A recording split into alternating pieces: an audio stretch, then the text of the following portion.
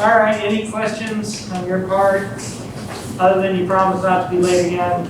Right, okay, all right. Well, we'll be careful on that. All right, so today's stuff is, this is kind of funky what we're gonna do today. We're gonna go back to e to the ikx and whatnot, sine n pi x over L, all that stuff that we kind of walked away from, now we're going back to it. And a lot of what we're going to do today are going to be some proofs, and it's like how, I only halfway appreciate this, like that problem on the last problem set, prove that the sum x to the n over n factorial is e to the x, right? Since high school, when you first had to see these, you just did a couple of terms and it seems fine. But mathematicians, they're not okay with that. That's not, no, you don't do that, right? And I get it. I mean, I understand why that's not satisfying. At the same time, come on. All right, so today we're gonna do some math proofs like mathematicians. We have some relationships that are just obvious, but you can't do that, right? You have to do vigorous proofs. So we're gonna do some vigorous proofs. Okay. And what we're going to be doing,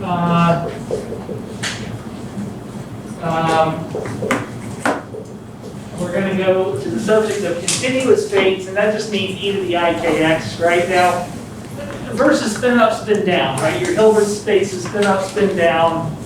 There's no x, there's no y. Okay, so we're going back to x and y, and that's what I mean by continuous. Okay, we're going to have to talk about this. No one cares about that. What you really care about is this. You're going to get a little bit more in the world of cats are easy, bras. No one, I don't understand what a bra is to this day.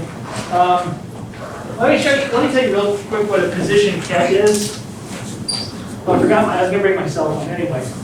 If I hold my cell phone out into a position in space, I could probably say, hey, what are the GPS coordinates, right? GPS not only knows where I am, X and Y, but it also knows Z, right? GPS actually knows how high up you are. Okay, so what this is a position. Again, just like my cell phone knows exactly where it's at, whether I hold it up high or low, it's information as to a geographic position. Now you may be thinking, if you're thinking at all, you're thinking, all right, but what about it? The answer is that's it. It's just a position in space. Parenthesis, x coordinate, y coordinate, z coordinate. That's all there is, which is really nothing. I mean, who cares, right? And that's what you should be thinking, who cares? Okay, so that's why we're really worried about bras. Okay, now, in terms of a state being, I'll normalize it, 2 over L, I've been mentioning this state cosine pi x over L like we were doing. But you should now know that this is actually this. That is what that is. That is the projection of a state into the x position. So now, to some degree, and I think I've even showed you, I have shown you this before. All right, that's what a wave function is in Dirac notation. That's fine and good. It's fairly straightforward. You're pretty good at Dirac notation by now, so hopefully that makes you feel smart. But now let me make you feel dumb again. Guess what that is? You see, I've been saving up for this for some time. We'll go over it, but and now you can see why kets are actually there's more to it than just a wave function. You see what I'm doing is, right, now you know what it means to be a function of position, but now I'm doing this as a function of momentum. And I'll tell you how to turn this into that. Well, we're getting there. We'll be in 2 or 3 lectures, and you'll actually do this. But again, the point of a ket is that it's just the state of something, and it looks like this looks like a particle in a box. Looks like the ground particle in a box state centered at 0. That's what that is. But if I project onto momentum, anyway, I can write the wave function as a function of momentum just as well as I can position. And whatever else I can come up with. In fact, one of the crazy things about quantum mechanics, position and momentum are the same thing. nature doesn't really see space as much as it sees momentum, the curvature of space, right? Those are, it's actually the Fourier transform of space. Anyway, those are equivalent. Nature doesn't, can think in either way. They're completely equivalent. Whatever I can do with this, I can do with this. In fact, I can do with that much easier. Lots of relevant questions like what's the energy are really straightforward to do it with the momentum representation of position than it is the momentum representation of a wave function rather than the position. Anyway, we're going to get to that. Okay, so let's go over what we used to do. Let's do, so I'm going to just recreate all of our Dirac notation. Now I'm going to do the same thing for x states. Okay, so that was a resolution of the identity. And for, okay, so there's my operator. Whoops. Okay, now a sum for a continuous variable, summing doesn't make sense. Now you're integrating. Oh, I have a little dash there. Sorry, a little dash. Okay. The next one, of course, was the Kronecker delta.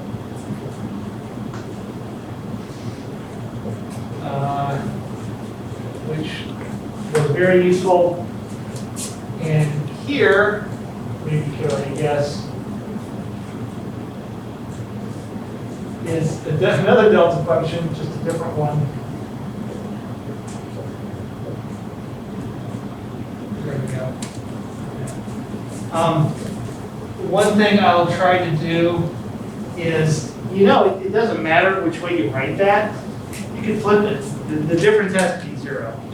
So b minus a minus b, if it's equal to 0, it doesn't matter which way you write it. So by convention, I think what you do is you put the left one here and then the right one to the right. Anyway, and it could mess up some proofs if you switch it, just be consistent, right? That's happened a bunch of times. Okay, so there's that. Let's now represent a state alpha. Okay, and we're going to represent this in the position. So instead of applying a resolution of the identity of discrete states, like what's the projection of spin up, spin down, and then you end up with, 1 over the square root of 2 spin up plus 1 over the square root of 2 spin down. That's not going to work. Well, a resolution of the identity is just exactly what I've written up here anyway. So I've just resolved an identity. Now the thing is, though, one thing you are hopefully cluing into is that by itself this is completely useless. I haven't solved any quantum mechanical problem doing this. This is probably the first step of solving a quantum mechanical problem. Every quantum mechanical problem will end in an inner product. Right? That's an outer product, right? That's an operator. Inner product. It's a projection onto another state, or maybe there's an operator in between the two. Always an inner product is a number. That's what we're trying to do quantum mechanically.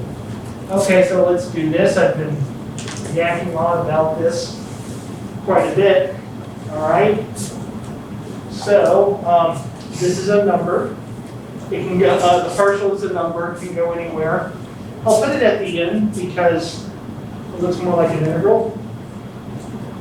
So now I have that. That thing that you suspect and are correct is a wave function. All right. Now again, I've already defined this as Dirac delta function. And you know that its job is to wipe out an integral. And number 2, I think, again, it doesn't matter which way you do it, but what I think I'm going to want to do here is I'm going to want to turn every x prime into an x. So this ends up being, okay, there's no integral. This is causing that, so it's also simultaneously causing that. Goes with the integral, and every x prime turns to an x. Oh, look at that. Yeah, I know, I was like, what the hell, what'd that do? Didn't do anything. And that's not a joke. Here's what's happening. This is why the position operator, position, of course, yeah, we're getting to the position operator. We're getting to the position operator here in a second. These are subtle. There's something funky about it. So let's go back to our little wave function here. Again, that looks like a particle in a box. It looks like it's centered at 0. Yeah, whatever. Okay. And I call it psi, so I'll call it psi here. Actually, I should call it alpha. And then this is x. L over 2, that's minus L over 2, none of this matters. Okay. This is a little funky. I just wrote the wave function. What you really got to think of this is, remember how I said that a position is exact. It's an exact, in this case, one-dimensional, three-dimensional if I'm talking about GPS. This is what is the amplitude of a wave function at whatever point. Notice though, same thing here. Notice though, I didn't say what that point is. So on the surface of this, if you show me this, my first thought is, what is the magnitude of this state at position x equals 1.0555679987666, right, on and on and on. This is very specific. This says, what is this state at this point being defined to an absolute extent. Now, how am I able to draw a wave function when I'm talking about the magnitude of the state at a very specific point? The answer is, I never said what this point was. Right? Now, it is very specific, but I'm not saying which point. Therefore, I'm drawing it as a function of all points. It's a subtlety, but it's important that you learn to think about it the right way. Now, let me give you an example. Okay, so let's do this interval. All right? What is this? Except there's a problem that this integral doesn't exist. Right? This is an indefinite integral, right? There's no such thing as an indefinite integral. Indefinite integrals do not exist. It's a definite integral with these limits. Look at that. Look at that, it's the same thing.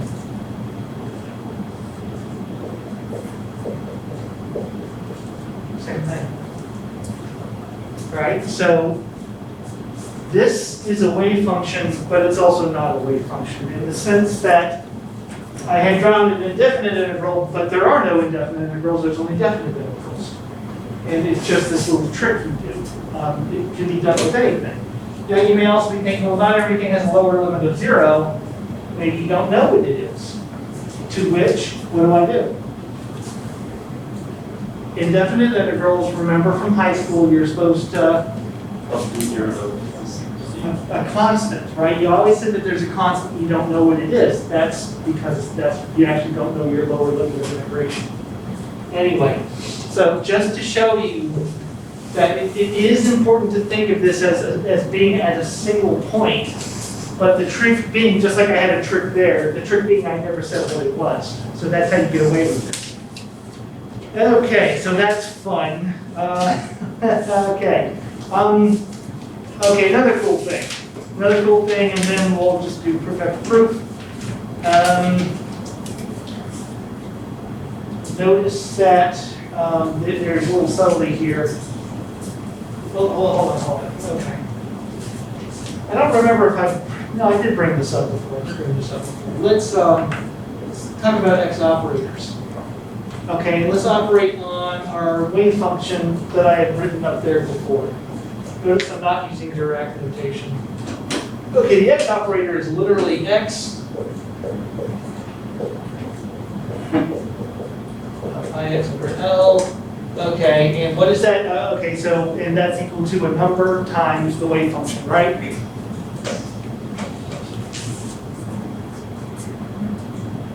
Okay, what do I do? Operator, it's got to operate on it, and it's got to return a number.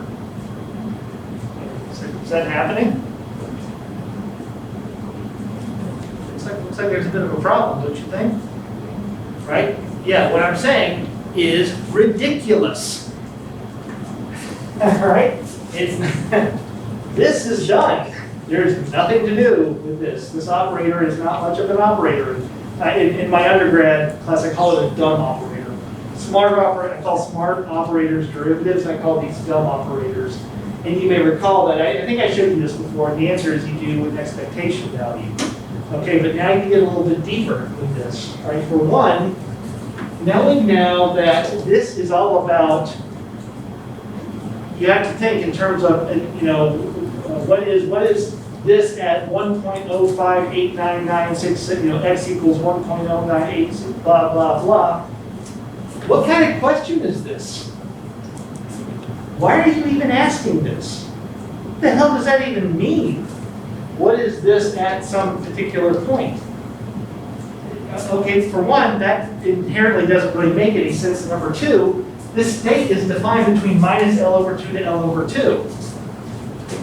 What does it mean to ask what position the state is at when it's not at a single position? That just inherently doesn't make sense.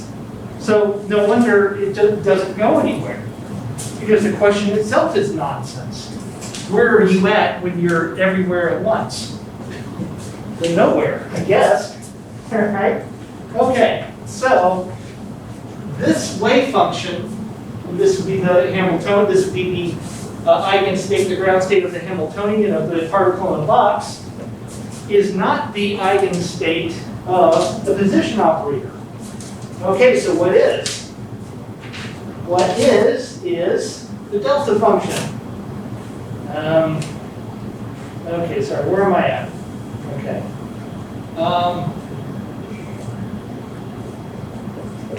So let me write this down. Okay, so now here's the proof. Here's your example. Okay. Now, in direct notation, the operator acts on its state. And now I better be able to spit a number out times the state. Okay. First thing is resolve an identity. Now, x with a hat is just simply x. I'm going to resolve. And again, there's always a little bit of magic here to make sure that you don't mess up your dashes. You got to keep these things straight. So notice I had added a little dash here. That means I was obliged to put a little double dash for the resolution of the identity. And this, of course, comes with it. Instead of the sum, you have an integral. Integrals have partials. Okay, now we see that this is, and again, keeping to my convention, x double dash minus x dash. Okay, so now I've got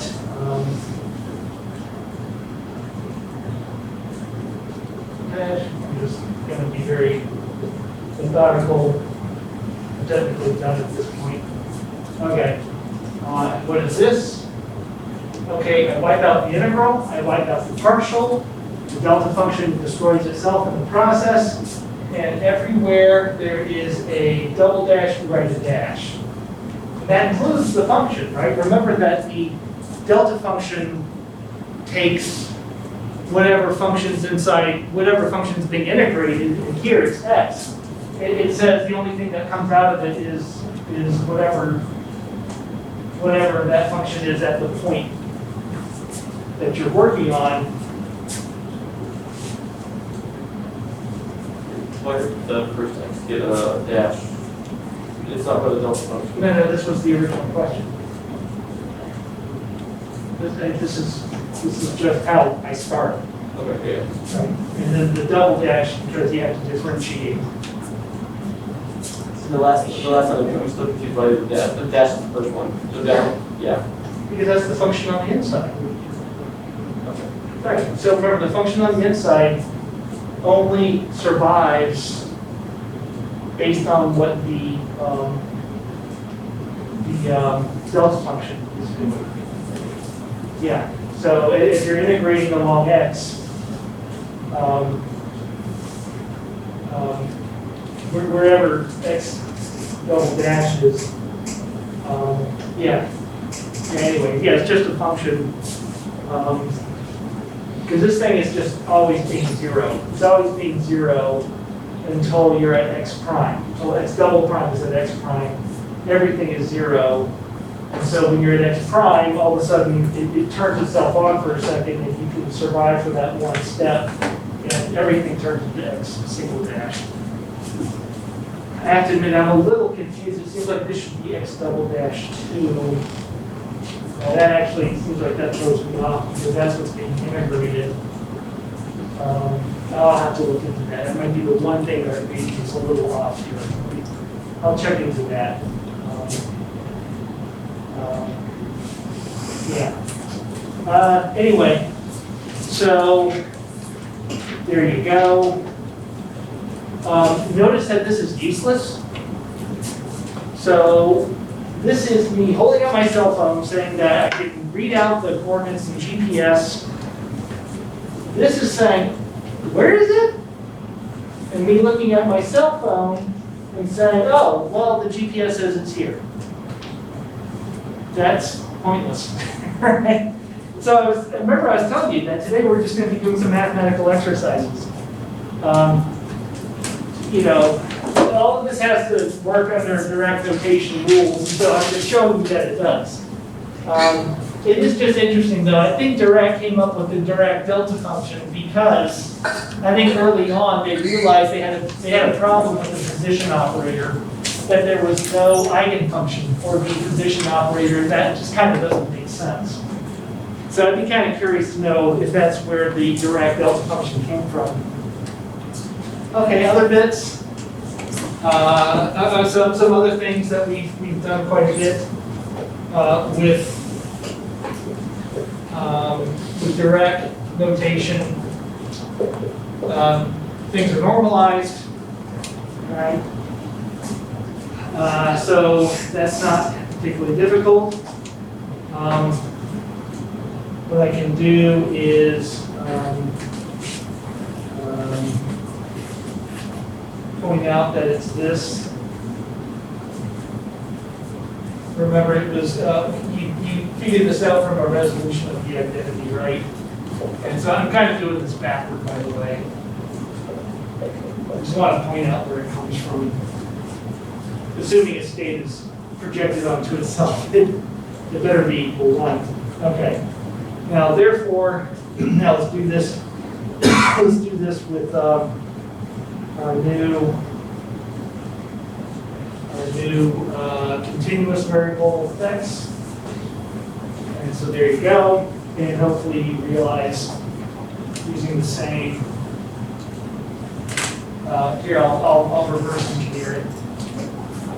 I'm sorry. What am I trying to do?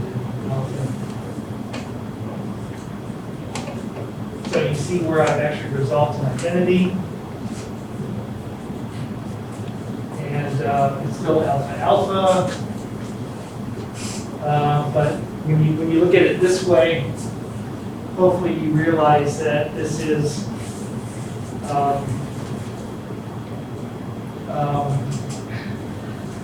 you know, sorry, I have to admit, I really shouldn't have used alpha. I shouldn't have used alpha.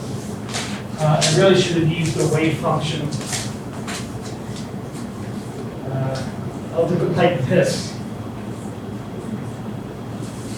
Right? Now, sorry, you know, you're used to this, right? You're used to this.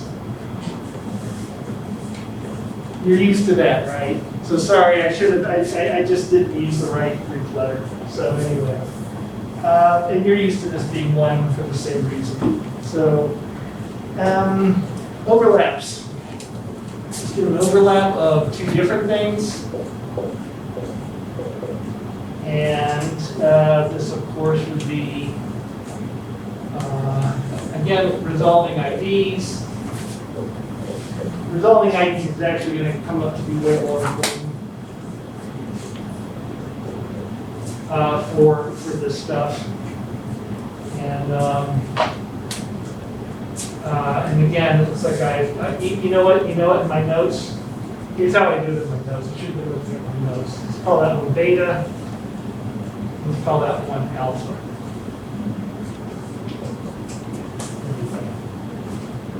And this is still likely a Kronecker delta. It's still likely a Kronecker delta. For example, if that's the ground state cosine pi x over L, and that's any excited state of the Hamiltonian of a particle in the box, then it's 0. If it's the same state, then of course it's 1. Orthonormalization. Yeah, so there you go.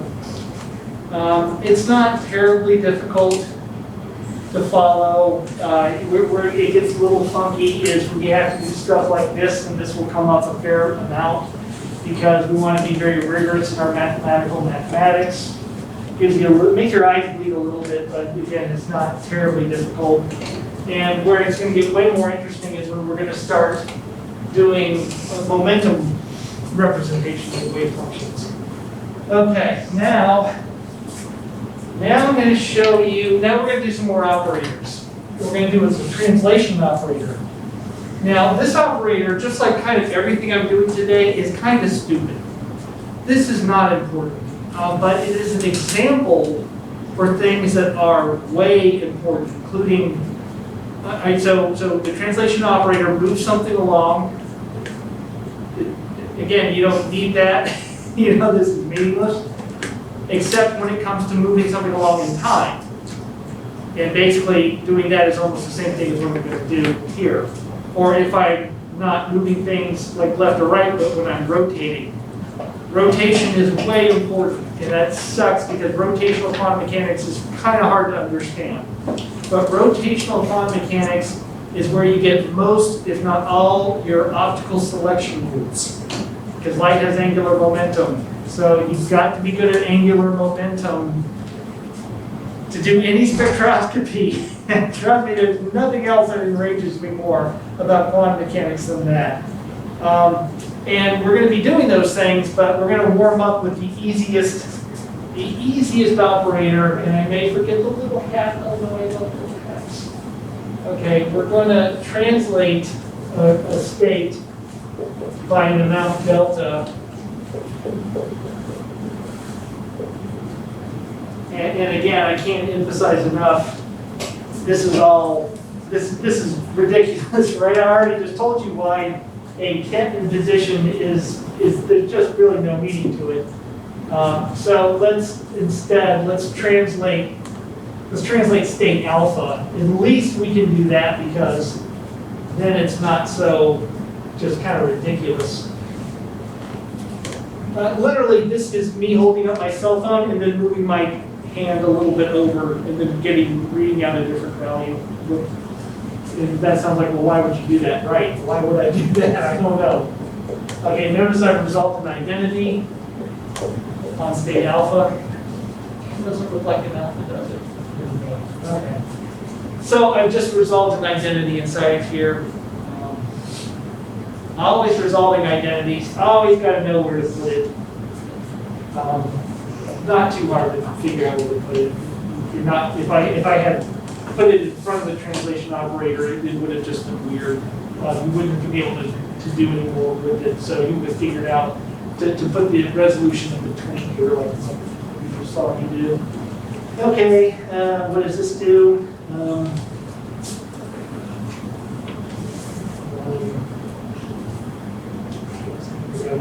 Okay, so just like I wrote just 1 second ago, there we go. And so, how to understand this?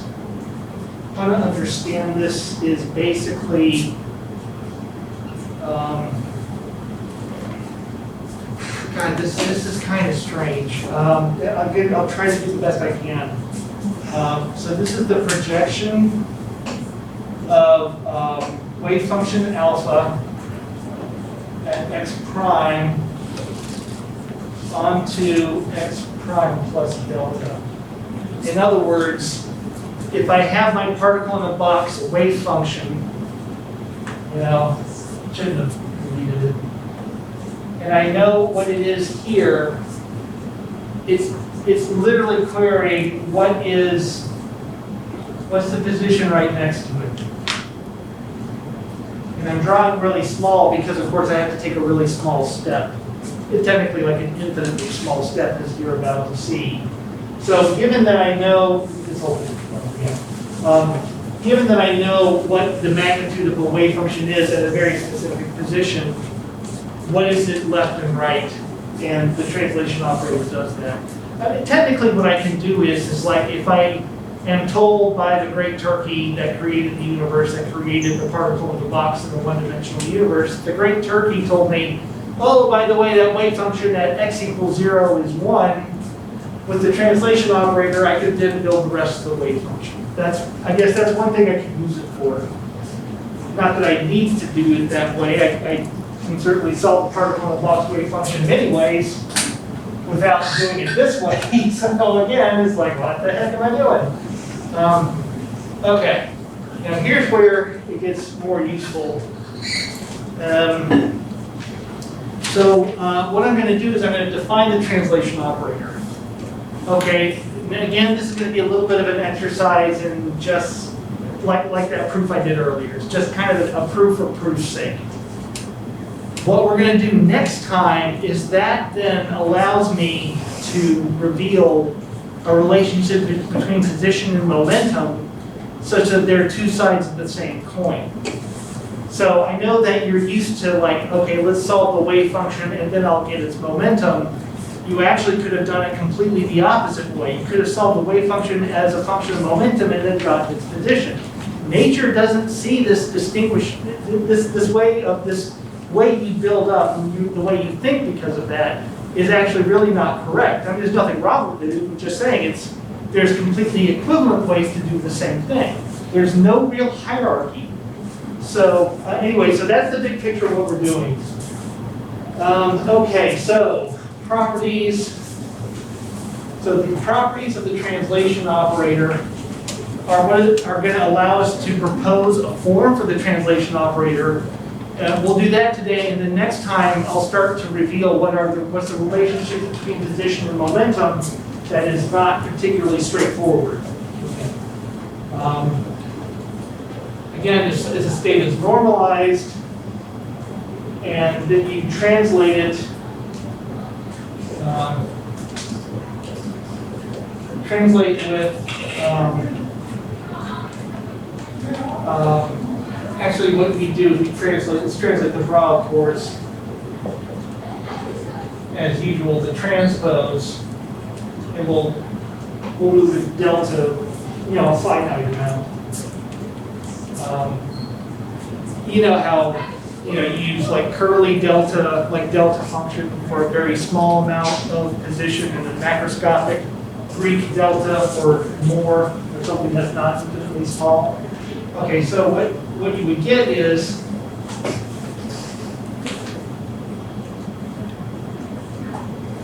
okay, so this moves this state of bra over by delta amount. And then if you did the same thing with the ket, these, the bra and the ket are now both at the same spot. They're both now delta position over. Delta's positive, they're both to the right, delta's negative, they both move to the left.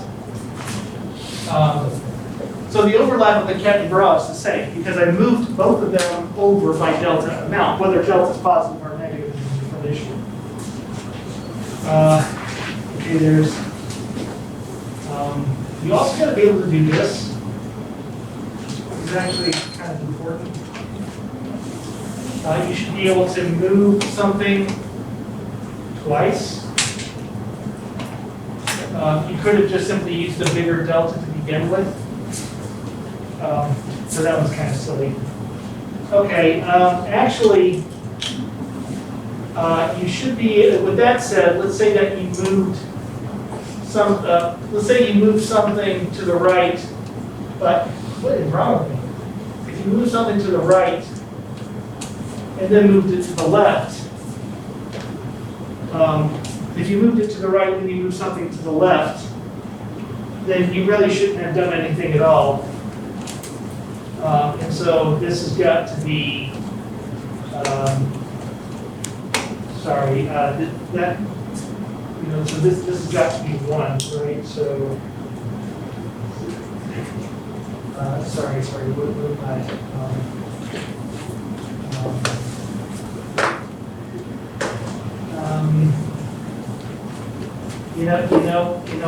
Hold on. I should have mentioned something here. Sorry, number one. Yeah. Yes. Now again, I hope that what I said. Sorry, I have to go backwards, but I'm just not saying well enough ahead.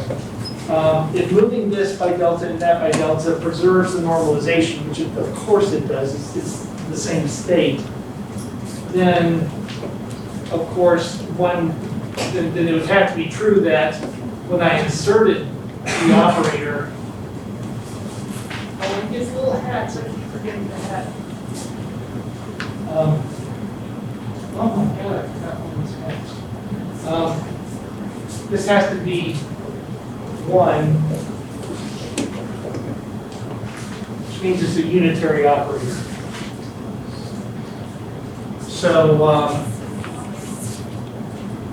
again, I hope this is obvious. I should have mentioned that. And the reason I should have mentioned that is right here. This has to be 1, 2, right? So if I move something to the right and I move it back to the left, nothing happened. Okay, so therefore, this should be this.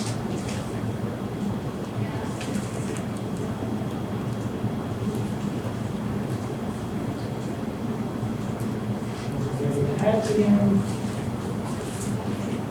And therefore, here I'll put all of this information together at once.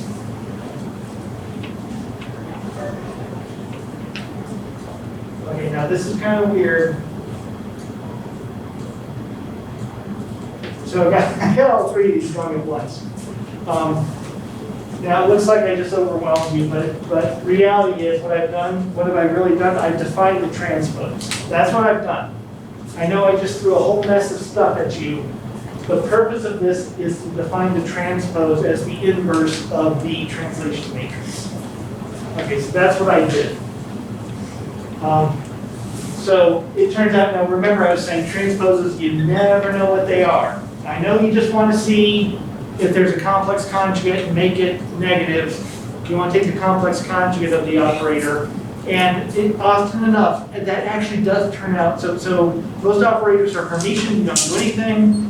When they're non-Hermitian, you got to figure out what to do. Your instincts are, oh, just take the complex conjugate. Here's the deal. Often that ends up being correct, but it's accidental. This is one of those cases. It's accidental. That's just how it came out. That's not how it's defined. This is not, that cross is not a star. A star is a complex conjugate. A cross is a transpose, which is ill-defined. Unitary matrices have defined transposes. They're the inverse of whatever the actual operator is, right? So the transpose operator of a unitary operator is 1 over the operator, which of course you have some way of knowing what it is. So now you can define the transpose. So this is one of those cases. That's what I am struggling to tell you. So really, there's nothing much to this. If this is 1, then this transpose is the inverse of that. But that should be the same thing as going backward. I'll use this in a proof, and then you'll never see it again. So it's not important. Okay. Now you also want if delta goes to 0, that the translation operator better turn into the number 1. Okay, so again, I know I shouldn't, I keep always telling you stuff like, this is garbage, this is a waste of time. I'm sorry to be bloody honest, I hope you appreciate that. You don't need this for anything.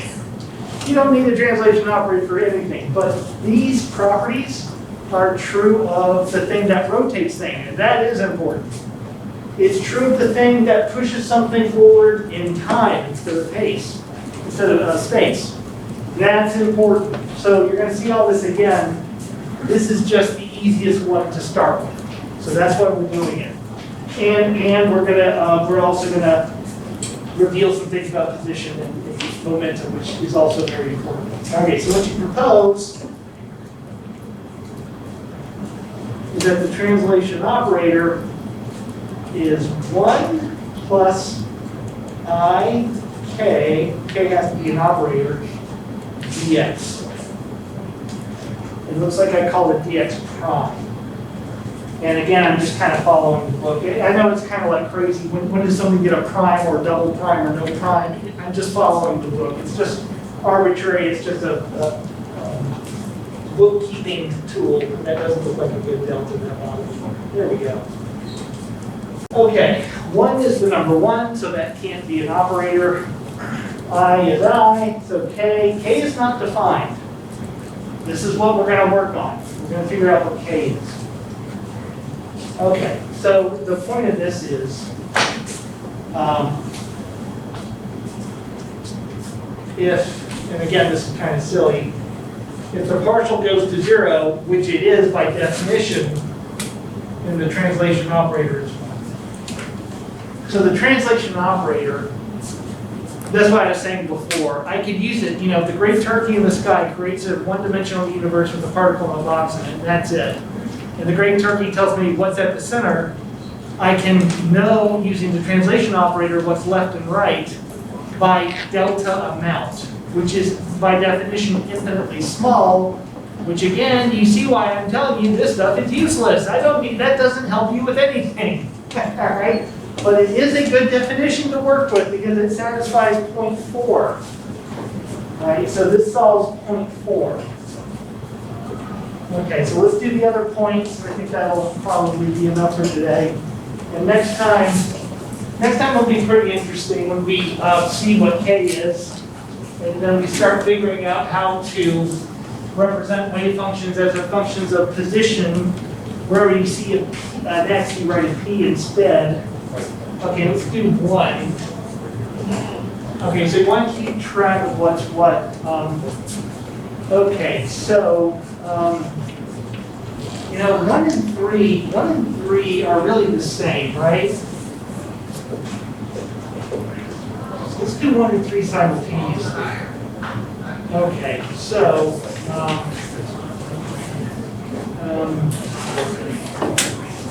it turns out, let's see. Okay, yeah, 3 and 1 are the same problem, so I think just do 1 of these. So I'm going to have minus I, k, dx prime.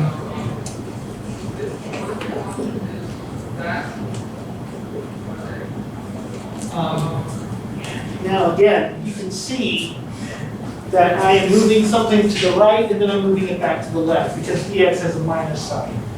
Now you may notice that I also defined the transpose, right?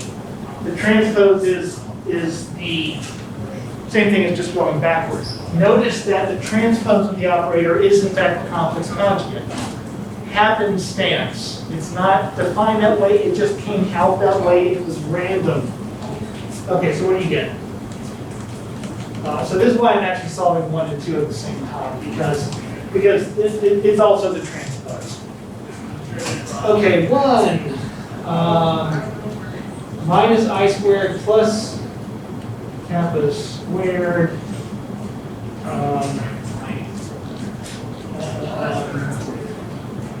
yeah.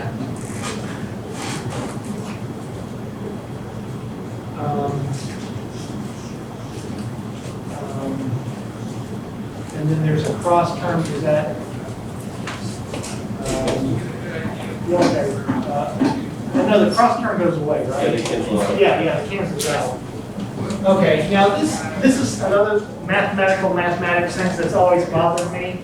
I seem to be prattling on about this quite a bit.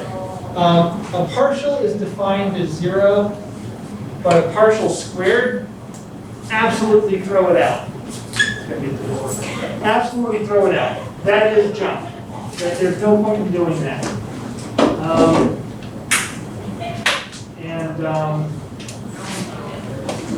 What's 2?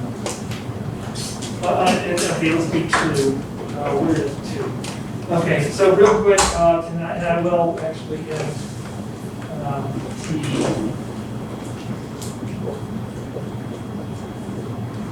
Let's do this and that'll be it.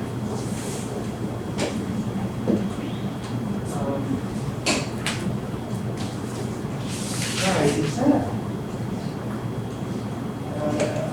Can I tell you something?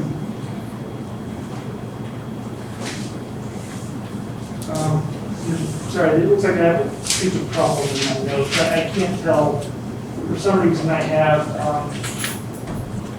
the operator as being minus as opposed to plus. I'll double check that when I get back this weekend. I don't know how I did that.